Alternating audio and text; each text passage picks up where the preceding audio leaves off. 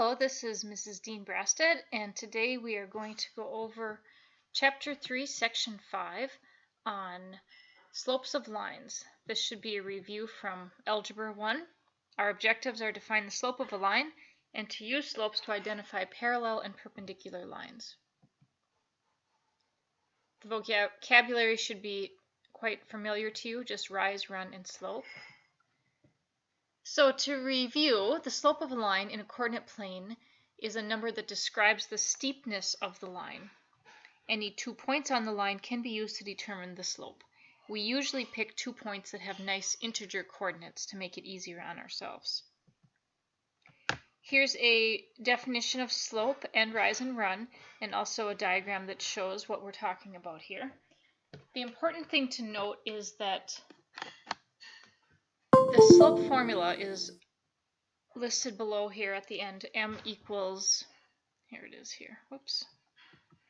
M is equal to y squared minus y1 all over x, not y squared, y to this y sub 2, which means the y value of one of the points, minus y sub 1, which is the y value of another point.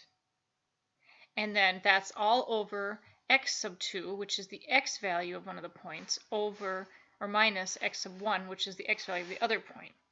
So in this example, one of our points is at, let's see, that's at 5, 1, 2, 3, 4, 5, 6, 7. That's the coordinates of one point, 5,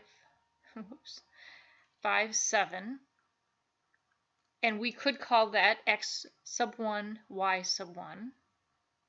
And then the coordinate of the other one looks like to be 1, 1. So I can either plug those into my slope formula.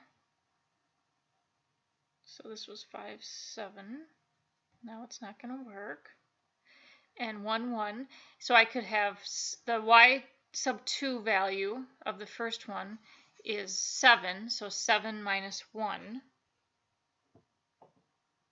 Yeah, I'll just do this. 7. And over here this was 1, 1. So if I took y sub 2 minus y sub 1, I'd have 7 minus 1. And x sub 2 is 5, and x sub 1 is 1. So 5 minus 1. And then that got us to 7 minus 1 is 6, 5 minus 1 is 4. And then they simplified that to get 3 halves. Now there's another way to do it. You can find the rise and the run of the right triangle created by those 2 points. So you can see that they drew a right triangle. They went straight up from the point 1, 1, in that blue line, and then straight over from 5, 7, the green line, until those 2 points intersected. And here makes our little right triangle. So the rise is 1, 2, 3, 4, 5, 6 units up, and the run is 1, 2, 3, 4 to the right. So our slope is 6 over 4. And again, you would simplify that then. In this example, we're just going to use the slope formula to determine the slope of each line. So the first line to do is line AB. Here's line AB. It's a horizontal line. Let's use the 2 points that are given in order to find the formula of the slope. All right, so our first point is negative 2, 7. That we're going to call that x1, y1. And the other point is 3, 7, and we're going to call that one x2, y2. So if we plug that into the slope formula, we get 7 minus 7, which is 0 for the rise, and 3 minus a negative 2 is the same as 3 plus 2, which is 5. 0 divided by any number is 0. So the slope of this line is 0. In fact, the slope of any horizontal line is 0. So write that in your notes. Every horizontal line has a slope of 0. Because the rise is always going to be 0. Okay, let's do it for AC. AC is not going to be 0 because you can see it's slanting. See? Nope. So we still have the point negative 2, 7, and the other point is going to be 4, 2. So we're going to plug them into the slope formula. And this time we get 2 minus 7 is negative 5 for the rise. And the run is 4 minus a negative 2, which is the same as 6.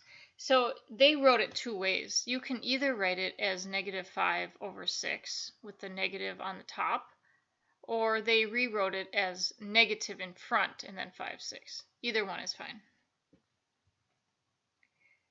All right, let's look at the next example. In this one, we have find the slope of AD. So AD is a vertical line. I wonder what's going to happen when we use the points on AD. So what happens is that we substitute, there's A again, -2, 7, and we're also going to use the point -2, 1. So let's see. We've got 1 minus 7 is -6 for the rise. 2 minus a -2 is the same as 2 plus 2, or 0. -6 divided by 0. -6 divided by 0 is not allowed. You're not allowed to divide by 0. It's called undefined. So whenever you have a vertical line, the slope is undefined. That's what you write. You write undefined. You don't write 0. You do not write no slope. You write undefined. So if the slope is something divided by 0, that means if the run is 0, if you have a vertical line, you write undefined. And we just said that. And then there's one more to do, CD. Here's CD. So points on CD are 4, 2. Here's 4, 2. And the other one is -2, 1. And then you will plug that into the slope formula. And we get 1 minus 2 is -1. And -2 minus -4 is -6. And that is -1 divided by -6. Negative divided by negative is positive. So the simplest way to write that would be a positive 1/6. Okay, now in this one, there's no picture. Can we still use the slope formula? Let's see. We have the values of both points. Plug them in, and you don't even need to have a coordinate system. However, if you do have a coordinate system, you can find the slope without the slope formula. So you can always use the slope formula, but sometimes you might find it easier to use the right triangle method. So what I'm doing is attempting to make a straight line between, okay, so here's CD, and I made a straight line up and then a straight line over to create a right triangle. Now let's find the rise of that right triangle. From here to here is just 1, so the rise is 1, and then the run is 1, 2, 3, 4, 5, 6. So the rise over run is 1/6. So you can, if you're ever given a graph, you can always use this method instead of the slope formula if you prefer. But if you're only given the points, then it makes sense to use the slope formula. So you should really know how to do both of them. You should remember this from algebra. A positive slope is going uphill from left to right. We always read from left to right. A negative slope is going downhill from left to right. A zero slope is any horizontal line, and an undefined slope is whenever you have a vertical line. You can also talk about slope as being rate of change. For example, miles per hour. So when you're doing a word problem, you'll probably see it written as a rate of change rather than the slope. Here's an example. Justin is driving from home to his college dormitory. At 4 p.m., he is 260 miles from home. At 7 p.m., he is 455 miles from home. Graph the line that represents Justin's distance from home at a given time. Find and interpret the slope of the line. All right, we've got 2 points here that we can put on there. If you put the time on the x-axis, these are 4 p.m., 5 p.m., 6 p.m., 7 p.m. So these are in PMs, hours after noon if you want. And at 4 p.m., he's at 260 miles from home. So we evenly spaced out our y-axis to show miles.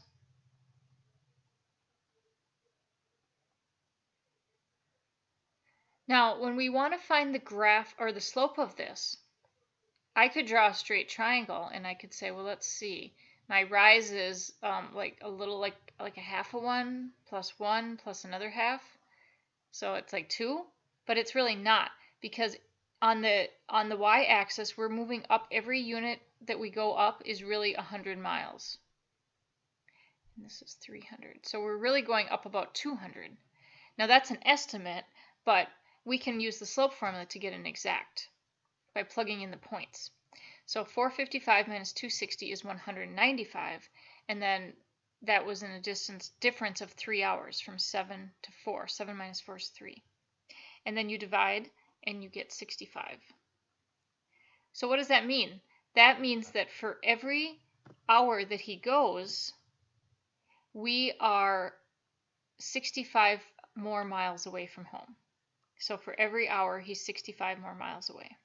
That's the interpretation part. There is a couple theorems in this section. The parallel lines theorem says that in a coordinate plane, two non-vertical lines are parallel if and only if they have the same slope. Also, any two vertical lines are parallel. And then the perpendicular lines theorem says that in a coordinate plane, two non-vertical lines are perpendicular if and only if the product of their slopes is -1. Vertical and horizontal lines are also perpendicular. Note that they use biconditionals here, if and only if. I wonder if you caught that. That means that this works both ways. So you could write it as a conditional statement. If the lines are parallel, then they have the same slope, but you could write it the other way. If they have the same slope, then they are parallel. And the same thing with the perpendicular. If your lines are perpendicular, the products of their slopes will be -1. And if the slope product is -1, then the lines are perpendicular. So you can use it either way. So here's the perpendicular lines theorem. If a line has a slope of AB, then the slope of a perpendicular line is, you flip it over, -b over a, and you take the opposite sign. Those are called opposite reciprocals. Just make sure that when you are given 4 points, graph them and make sure they're not collinear, because you can't tell if they're parallel and perpendicular if they're part of the same line. All right, let's see. Let's see if these lines are parallel, perpendicular, or neither. So you could graph them. That's a good way to start. So if you graph these lines, U is at 0, 2. My pen gonna work? No. So U is at 0, 2 right here. And V is at -1, -1 right here. And then we would draw a line through those to represent the line UV. Then we also need X is at 3, 1, so there's X. And Y is at -3, 3. And then draw a line through those to represent, where'd it go? There it is. I was going to erase except it won't erase even. Oh well, my blue line didn't go on top of my pink line. Okay, the next thing that we have to do then is determine the slope of each of those lines. So let's find the slope of UV. We plug in those coordinate points and we get that the slope is 3. Now you could also do that by making a little slope triangle, go straight down and straight across. The rise is 1 and the run is 1, 2, 3. Oh, this isn't UV, this is XY, sorry. So that one is a slope of -1/3. Slope UV, our little thing, would be over here. So it's got a rise of 1, 2, 3, and a run of 1. So one of them has a slope of 3, the other one has a slope of -1/3. Therefore, you would say that they're perpendicular lines, either because the slopes are negative reciprocals of each other, or if you multiply 3 times -1/3, you will get an answer of -1, because the 3's would cancel and you get -1.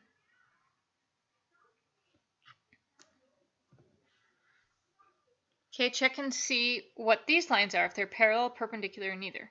So G is at -3, -2. Here it is.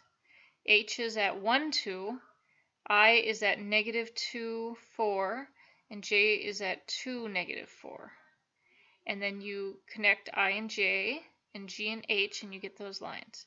The next thing to do is to find the slope of those lines. Slope of GH is 1 over 1. 4 over 4, or 1 over 1. Slope of IJ would need to be -1 in order to say that they're perpendicular. but it's not. It ends up being -2, which you could also find by doing a little slope triangle right here. The rise is 2, and the run is 1, and it's going downhill, so it's negative. So these are not parallel, they're not perpendicular, so you would say then that they are neither. Sometimes they're neither.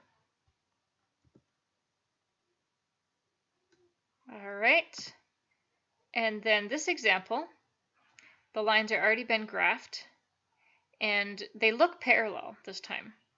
To check if they're parallel, we'll use the slope formula, and we'll plug the points in. The slope of line CD we find to be 2. Again, you could, if once you've gotten to the trouble of graphing them, you could say, well, here is a nice little triangle, and the rise is 2 and the run is 1, so the slope is 2. And then the other line, here I can make it right here, the rise of this is 2 and the run is 1. So they have the same slope. So because they have the same slope, they are parallel lines. This is just another example. This time when we graph them, we find that one of them is horizontal and one is vertical. If that ever happens, you will find one of the slopes is undefined and one of the slopes will be 0. But a horizontal and a vertical line is perpendicular. So if you see that, you wouldn't even have to necessarily calculate the slope. You probably wouldn't. You would just say, yep, they're perpendicular. Horizontal and vertical lines are always perpendicular to each other. All right, well, you shouldn't have too much trouble with this assignment, I hope. But if you do, come to my office hours or go to the ASC room or send me an email. Thank you very much and have a wonderful day.